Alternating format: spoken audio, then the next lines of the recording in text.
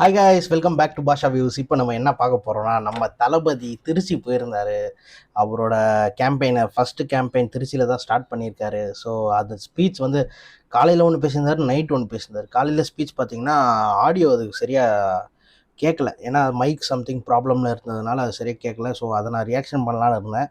So அது audio கேட்காத issue அப்படின்ற மாதிரி நிறைய பேர் ஹைலைட் பண்ணியிருந்தாங்க. சரி, நானும் போய் செக் பண்ணி பார்த்தேன், அதில் ஆடியோ கேட்கல. ஸோ நம்ம நைட்டு பேசியிருக்காரு, பெரம்பலூர் போகிற வழியில் அதுக்கு முன்னாடி வந்து பேசியிருக்காரு. ஸோ அந்த ஸ்பீச் வந்துருக்கு, நான் இன்னும் பார்க்கல. வாங்க எல்லாம் எப்படி இருக்குன்றது, என்ன பேசியிருக்காருன்றதை பார்த்துட்டு அதையும் சேர்த்து ரியாக்ட் பண்ணிவிடுவோம். ஓகே வாங்க. சேனல் புதுசாக வந்தீங்கன்னா சேனலில் சப்ஸ்கிரைப் பண்ணிக்கோங்க. வீடியோக்குள்ளே போகலாம். Ready, 1 2 3 play. வராரு கத்துறாங்க. எப்பா கத்தி படம் என்ட்ரி மாதிரியே இருக்கு பாருங்களேன்.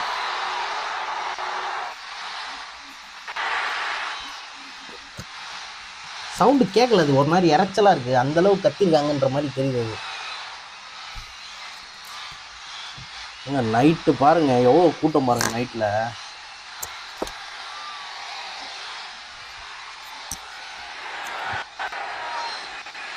ஒன்றுமே கேட்கல, கத்துறாங்க. எல்லாருக்கும் வணக்கம். எல்லாருக்கும் வணக்கம். எல்லாரும் எப்படி இருக்கீங்க? வணக்கம். நல்லா லேட் ஆகுது. எல்லாரும் எப்படி இருக்கீங்க? சாரி, கொஞ்சம் லேட் ஆயிடுச்சு.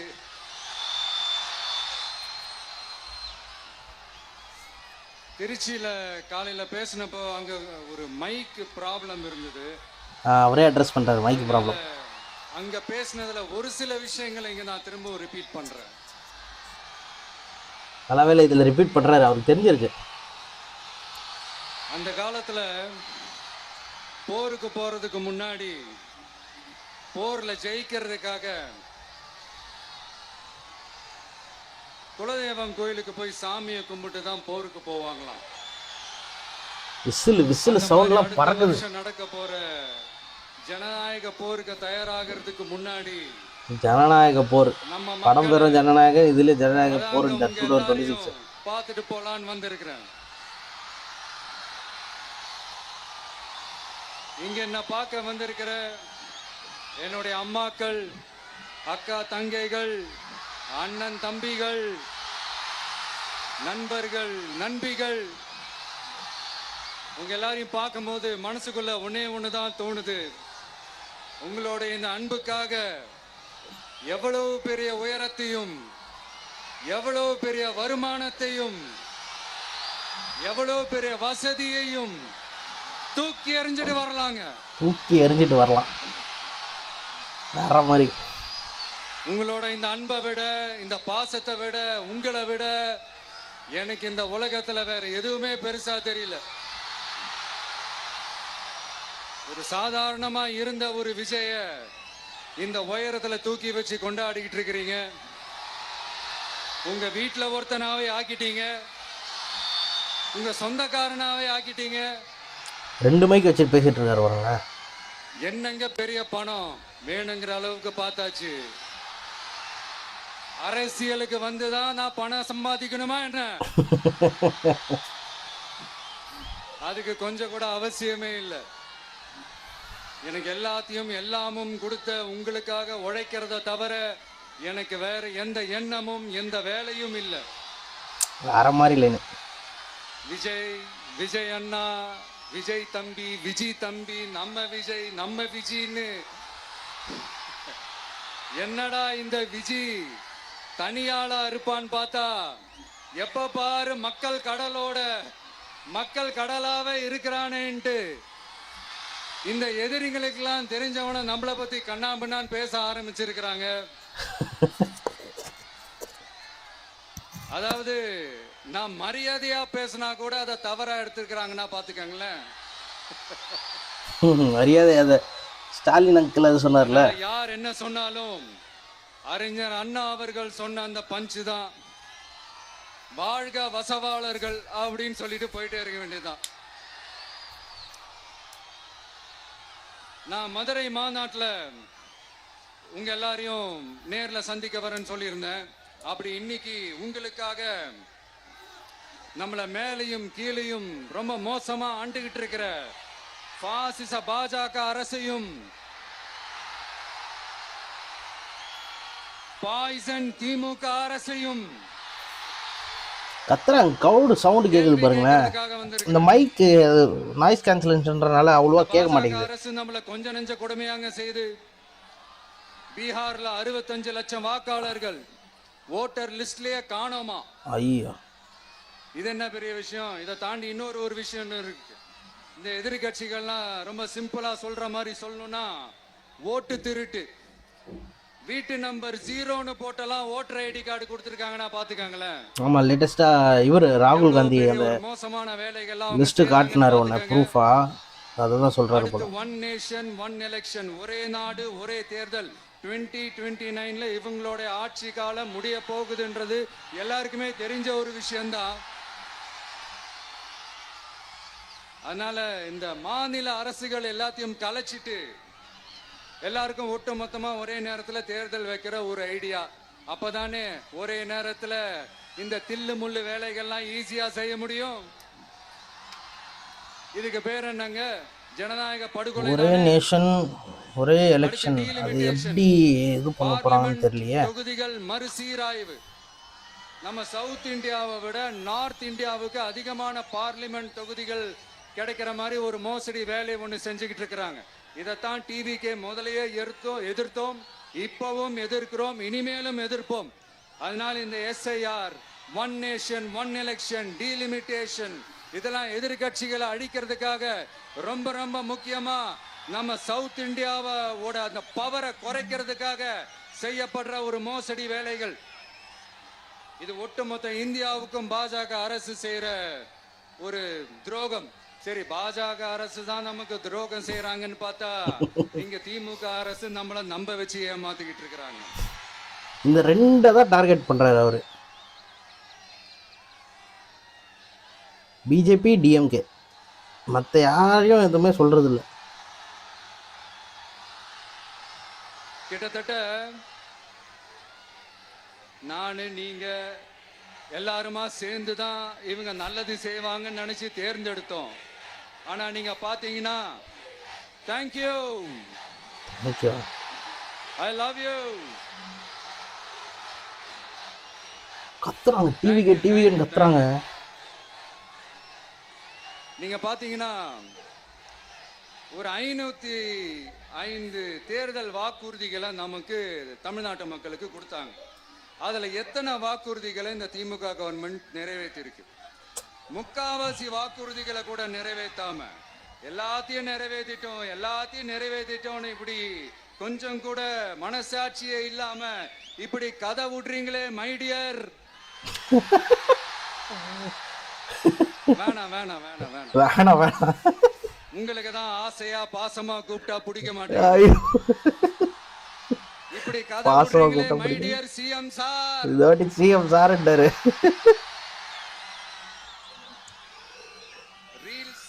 ரீல்ஸ் வேற, ரியாலிட்டி வேற நீங்களே சொல்லிட்டு இப்போ நீங்க விடுறது அம்பட்டும் ரீல்ஸ் தான். அதுல எல்லாம் பாதியில அருந்தும் போயிடுச்சு. அப்படி அருந்து போன ரீல்ஸ் எல்லாம் கொஞ்சம் என்னன்னு பாப்போமா?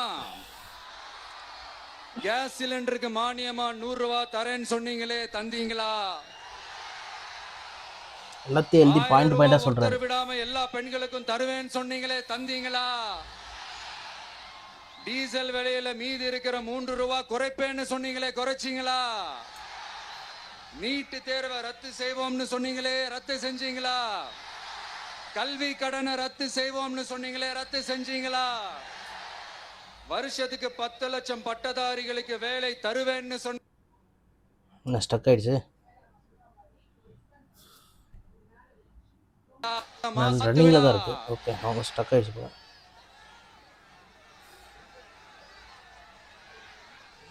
வீடியோ அங்கேயே ஸ்டக் ஆயிடுச்சு. மீனவர்களை பழம் ஏன்பா கொடிய தூக்கி போடுறாங்க, அந்த இது ஷால் தூக்கி போடுறாங்க, ஏன் பாட்டு கேக்குறாரு. சேர்ப்போம்னு சொன்னீங்களே, சேர்த்தீங்களா? மீனவர்களுக்கு 2 லட்சம் வீடுகள் கட்டி தரப்படும். ஒரு கேட்ச் பிடிக்கிறாரு பவுன்சர். அனைத்து மீனவ கிராமங்களிலும் மீன் உலர்த்தும் தளம் அமைக்கப்படும் சொன்னீங்களே, அமைச்சு கொடுத்தீங்களா? நெசவாளர்களுக்கு கூட்டுறவு சங்கத்துல கொடுக்கிற கடனுக்கு வட்டி 12% இருந்து 8% குறைக்கப்படும் சொன்னீங்களே, குறைச்சிங்களா? ஆட்டோ ஓட்டுறவங்களுக்கு சொந்த ஆட்டோ வாங்க 10,000 மானியம் வழங்குவோம்னு சொன்னீங்களே, வழங்குனீங்களா? அரசு ஊழியர்கள் ஆசிரியர்களுக்கு ஓல்டு பென்ஷன் ஸ்கீம் கொண்டு வருவேன்னு சொன்னீங்களே, கொண்டு வந்தீங்களா? பகுதி நேர ஆசிரியர்களுக்கு பணி நிரந்தரம்னு சொன்னீங்களே, செஞ்சீங்களா? சத்துணவு மற்றும் அங்கன்வாடி பணியாளர்களுக்கு அரசு பணி உறுதின்னு சொன்னீங்களே, செஞ்சீங்களா? முதியோர் உதவித்தொகை 1,500 ரூபாய் தருவேன்னு சொன்னீங்களே, தந்தீங்களா? தமிழகத்தில் இருக்கும் வேலை வாய்ப்புகள் 75% தமிழர்களுக்கு என்று சொன்னீங்களே, தந்தீங்களா? 3 லட்சத்தும் மேல் இருக்கிற காலி பணியிடங்கள் நிரப்பப்படும் சொன்னீங்களே, நிரப்புனீங்களா? தூய்மை பணியாளர்கள் பணி ஊதியம் ஓய்வூதியம் போன்ற கோரிக்கைகள் நிறைவேற்றப்படும் சொன்னீங்களே, நிறைவேற்றினீங்களா? பெருசா போயிட்டே இருக்க. 25,000 பெண்கள் நியமிக்கப்படுவார்கள் சொன்னீங்களே, நியமிச்சீங்களா? ரேஷன் கடையில மீண்டும் உளுந்து வழங்கப்படும் சொன்னீங்களே, கொடுத்தீங்களா? அனைத்து அரசு வேலை வாய்ப்புகளிலும் பெண்களுக்கு 40% முன்னுரிமை வழங்கப்படும் சொன்னீங்களே, கொடுத்தீங்களா? 35 வயதுக்கு மேல் ஏகப்பட்ட விஷயம் இருக்குங்க, நிறைய பேசிட்டே போயிட்டு இருக்காரு லிஸ்ட். அரசு வேலை வழங்கப்படும் சொன்னீங்களே, வழங்குனீங்களா?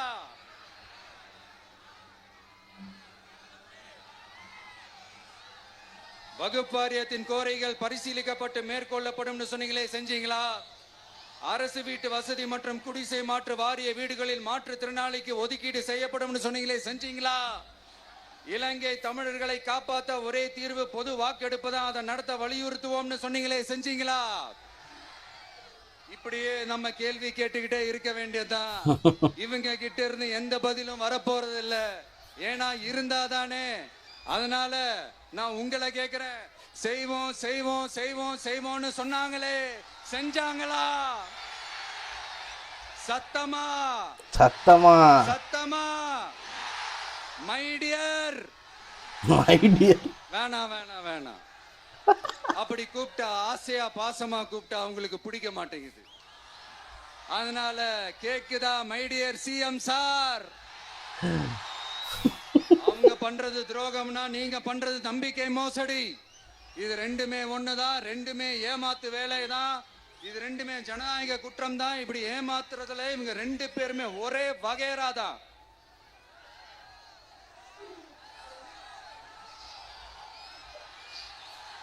முந்தானேத்து வரைக்கும் ஒன்றிய பிரதமர், இப்போ இந்திய பிரதமர்.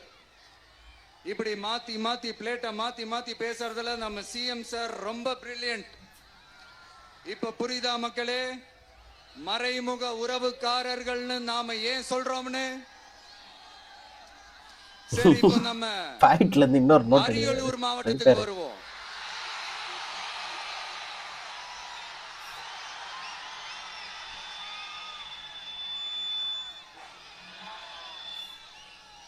தமிழகத்தோட வறட்சியான மாவட்டங்கள முதல் வரிசையில காலங்காலமா இருக்கிற மாவட்டம் தான் நம்ம அரியலூர் மாவட்டம். சிமெண்ட் உற்பத்தியும் முந்திரி உற்பத்தியும் நடக்குது, பட்டாசு தொழிலும் கொஞ்சம் நடக்குது. ஆனா இங்க இருக்கிற இந்த தொழிலை அரியலூர்ல பேசுறாரு இந்த கவர்மெண்ட் ஏதாவது யோசிக்குதான்னு கேட்டா, இதுக்கப்புறம் தான் பெரம்பலூர் பேசுற மாதிரி பிளான் இருந்தது, ஆனா பேசல. சிமெண்ட் ஆலைகளால ஏற்படுற மாசுபாட்டுல இருந்து மக்களை பாதுகாக்க என்ன நடவடிக்கை எடுக்கப்பட்டிருக்குன்னு தெரியல. யுனெஸ்கோவோட உலக மரபு சின்னமாக அறிவிக்கப்பட்ட கங்கை கொண்ட சோழபுரம் கோயிலை முறையாக பராமரிக்கணும். ஜெயங்கொண்டத்தில் ராஜேந்திர சோழனுக்கு மணிமண்டபம் அமைக்கலையே ஏன்?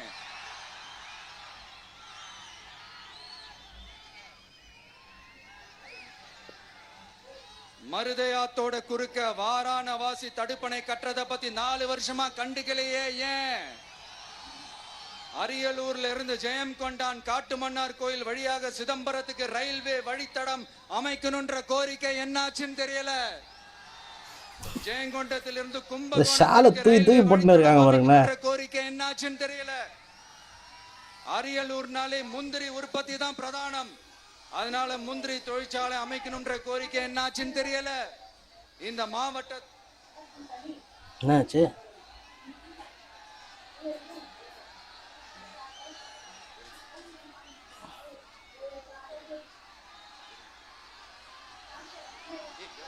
என்னங்க ஆச்சு? உட்கார சொல்கிறாங்களா? தம்பி இறங்கு. இறங்க யாரோ ஏறி நிற்கிறாங்க போல. அண்ணா அது சாஞ்சி போயிடுச்சுண்ணா, இறங்க சொல்லிருங்கண்ணா.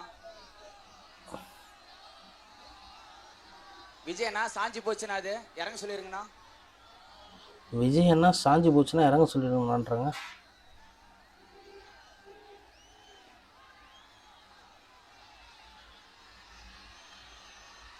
காட்ட மாட்டாங்களே. ஹலோ பிரதர் சார், அவரை இறங்க சொல்லுங்க ப்ளீஸ்.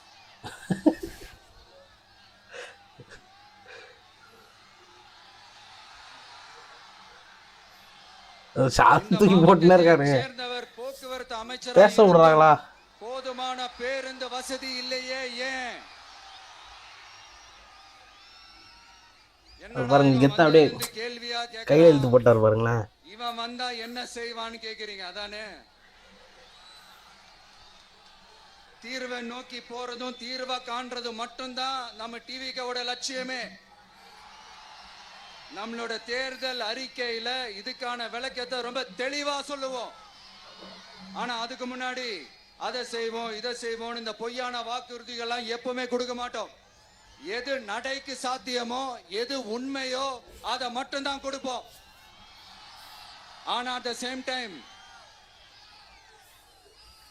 மருத்துவம், குடிநீர், ரேஷன், கல்வி, அடிப்படை சாலை வசதி, மின்சாரம், இந்த மாதிரி அடிப்படை விஷயங்கள்ல நோ காம்ப்ரமைஸ். அது காம்ப்ரமைஸே இருக்கக்கூடாது. ரோடெல்லாம் பாருங்க எப்படி இருக்கு பாருங்க. நீங்களே தினமும் ஆஃபீஸ் எல்லாம் போயிருப்பீங்க நிறைய பேர். டெய்லி எப்படி இருக்கும்னு பாருங்களேன் ரோடு. இந்த ரோடாவது நல்லா இருக்கா? பேசிக் ரிக்குவயர்மெண்ட்ஸ் எல்லாமே ஃபுல்ஃபில் பண்ணணும் ஃபர்ஸ்ட். இல்லாத தமிழகம், ஊழல் இல்லாத தமிழகம், எல்லா பேசிக் ரொம்ப பேசிக் வந்து ரோடு நல்லா இருக்கணும் ஃபர்ஸ்ட். எல்லா இடமும் சொல்கிறேன். மழை பெஞ்சா சேராயிடுது. ரோடு டேமேஜாக இருக்கும் போது மழை பெய்யும் போது நிறைய ஆக்சிடென்ட்ஸ் ஆகுது. மீண்டும் சந்திக்கும் வரை நன்றி, வணக்கம்.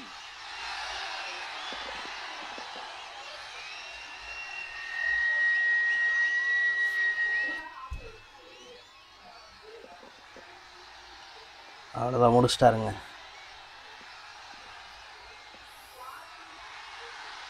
கேட்சு செக்யூரிட்டி எல்லாம் கேட்ச் பிடிக்கிறாங்க பாருங்களேன். அவ்வளோதான், முடிச்சிட்டார் போல். சிம்பிளாக அவர் என்ன சொல்லியிருக்காருன்னா, இந்த மாதிரி வந்து அறிக்கை கொடுத்துருந்தாங்களே ஸோ அதை வந்து ஃபுல்ஃபில் பண்ணலை அப்படின்ற மாதிரி தான் கோட் பண்ணியிருக்காரு. ஸோ என்னென்ன அறிக்கை கொடுத்துருந்தாங்க அதெல்லாம் நடந்ததா இல்லையான்ற மாதிரி பேசியிருக்காரு. So which is fair. Okay, இந்த வாட்டி வந்து மாநாட்டில் பேசுகிற மாதிரி ரொம்ப இதுவாலாம் பேசலை அவர். என்ன இதெல்லாம் சொல்லியிருந்தீங்க, நீங்கள் ஏன் நடக்கலை அப்படின்ற மாதிரி கேட்டிருக்காரு. ஆக்சுவலாக பார்த்தீங்கன்னா பேசிக்காக நீங்கள் நிறைய பேர் ஆஃபீஸ் போயிட்டுருப்பீங்க, இல்லை நிறைய பேர் வெளியே போகிறீங்க. எங்கே போனாலும் சரி, நீங்கள் சென்னைன்னு எடுத்துக்கோங்களேன், மற்ற டிஸ்ட்ரிக்ஸை விட்டுருங்க. மற்ற டிஸ்ட்ரிக்ஸை விடக்கூடாது. அப்படி ஃபஸ்ட்டு பேசிக்காக இப்போ கேபிட்டல், தமிழ்நாடோட கேபிட்டலுன்னு சென்னைன்னு சொல்கிறாங்க. எங்கேயாவது ரோடு நல்லா இருக்கா நீங்களே கொஞ்சம் பாருங்களேன். ஸோ அதெல்லாம் வந்து எந்த கவர்மெண்ட்டாக இருந்தாலும் சரி அதெல்லாம் கொஞ்சம் வந்து ஃபுல்ஃபில் பண்ணணும். இதெல்லாம் பேசிக் ரிக்குவயர்மெண்ட்டு. ரோடு நல்லா இருக்கணும். ஏன்னா அதனால் நிறைய ஆக்சிடென்ட்ஸ் நடக்குது, நிறைய என்ன சொல்கிறது, ரொம்ப டிராஃபிக் ஆகுது. ஏன்னா இப்போ சடனாக நல்லா கொஞ்சம் ஒரு 100 மீட்டர்ஸ்க்கு ரோடு நல்லா போயிட்டுருக்குன்னா சடனாக நடுவில் வந்து ஏதோ பள்ளம் தோண்டி வச்சு அதை ப்ராப்பராக க்ளோஸ் பண்ணாமல் அப்படி வச்சதுனால அங்கே போய் ஒரு வண்டிங்கெல்லாம் சேர்ந்து பாட்டில் நெக் ஆகிடுது. ஸோ அதனால பின்னாடி ஃபுல்லாக டிராஃபிக் ஆகும். நிறைய இடம் இருக்குது. நீங்கள் இந்த ஜிஎஸ்டி ரோடு எது வேணால் எடுத்துக்கோங்களேன், எல்லா முக்கால்வாசி ரோட்டில் அப்படி தான் இருக்குது. ஸோ இந்த ரோடு அதெல்லாம் வந்து கொஞ்சம் ப்ராப்பராக இருக்கணும். அதெல்லாம் basic requirement. Plus water, schools, hospital, அதெல்லாம் வந்து அதுக்கான க்ளீன்லினஸும் ஹைஜீனையும் ஃபாலோ பண்ணணும். ஸோ இதெல்லாம் ரொம்ப பேசிக்கு. இதெல்லாம் வந்து எந்த கவர்மெண்ட் வந்தாலும் கரெக்டாக நிறைவேற்றணும் அப்படின்ற மாதிரி இருக்குது. ஸோ இவரும் வந்து அந்த கான்ஃபிடென்ஸ் தான் தராரு நமக்கு. என்னென்னா இந்த மாதிரிலாம் வந்து நான் பேசிக்கான ரிக்குவயர்மெண்ட்ஸ் எல்லாமே வந்து ஃபஸ்ட்டு நான் நிறைவேற்றுவேன் அப்படின்ற மாதிரி ஒரு கான்ஃபிடென்ட் தராரு. ஸோ அதுதான் இதில் சொல்லியிருக்காரு. ஸ்டாலின் அங்கிள்ன்றது இந்த வாட்டி சொல்ல மாட்டேன்றாரு, பாசமாக கூப்பிட்டா பிடிக்கலன்றாரு. ஸோ அதனால் சிஎம் சாருன்னு கூப்பிட்றாரு அவரை ஆல்டர்னேட்டாக. ஸோ ஸ்பீச் நல்லா இருந்தது. ஆனால் காலையில் இருந்த ஸ்பீச் இன்னும் கொஞ்சம் நல்லா இருந்திருக்கும்னு நினைக்கிறேன். அது சரியாக ரெக்கார்ட் ஆகலை. அது அவங்களுக்கு மைக் சரியாக கனெக்டிவிட்டி இல்லை அப்படின்ற மாதிரி அவங்களே சொல்லியிருந்தாங்க. இவரே தளபதியே சொல்லியிருந்தார் இதில் மைக் கனெக்டிவிட்டி சரியாக இல்லைன்ட்டு. ஸோ அடுத்த வாட்டி இந்த மாதிரி கேம்பெயின் நடத்தும் போது மேபி கொஞ்சம் ப்ரிகாஷன்ஸ் கரெக்டாக அதுக்கான எடுத்துகிட்டு அதுக்கேற்ற மாதிரி நல்லா பிளான் பண்ணி போவாங்கன்ற மாதிரி தெரியுது. ஸோ அடுத்த வாட்டி இன்னும் கொஞ்சம் பிளான்டாக இருக்கும் எல்லாமே அப்படின்ற மாதிரி. இது ஒரு ஃபஸ்ட்டு லேர்னிங் அப்படின்ற மாதிரி எடுத்துக்கிட்டு அடுத்த வாட்டி இன்னும் நல்லா பண்ணுவாங்கன்ற மாதிரி இருக்குது. ஸோ சேனலுக்கு புதுசாக வந்தீங்கன்னா சேனலை சப்ஸ்கிரைப் பண்ணிக்கோங்க. வீடியோ பிடிச்சதுன்னா லைக் போடுங்க. உங்களுக்கு இதெல்லாம் என்னென்ன 2026 சப்போஸ் யார் வேணால் சிஎம் ஆகட்டும், ஸோ அவங்களோட ரிக்குவயர்மெண்ட் என்ன, பேசிக்காக என்ன உங்களுக்கு இருந்தால் கரெக்டாக இருக்கும் அப்படின்ற மாதிரி இதெல்லாம் தேவை எனக்கு. பேசிக்காக பெருசாலாம் எதுவும் இல்லை, சும்மா பேசிக்காக எனக்கு இந்த ரோடு நல்லா இருக்கணும், இல்லை வந்து எனக்கு கரெக்டாக ஹாஸ்பிட்டல்ஸில் இந்த மாதிரி இந்த ப்ராசஸ் இப்படி இருக்கணும் அப்படி இருக்கணும். பேசிக்காக உங்களுக்கு என்ன தோணுதோ அந்த ரிக்குவயர்மெண்ட்ஸ் என்ன இவங்களாம் நிறைவேற்றணுமோ அடுத்த 2026 வர சிஎம் என்ன நிறைவேற்றணுமோ அதை நீங்கள் கமெண்ட் பண்ணுங்கள். நம்ம அடுத்த வீடியோவில் பார்ப்போம். ஓகே, பாய்.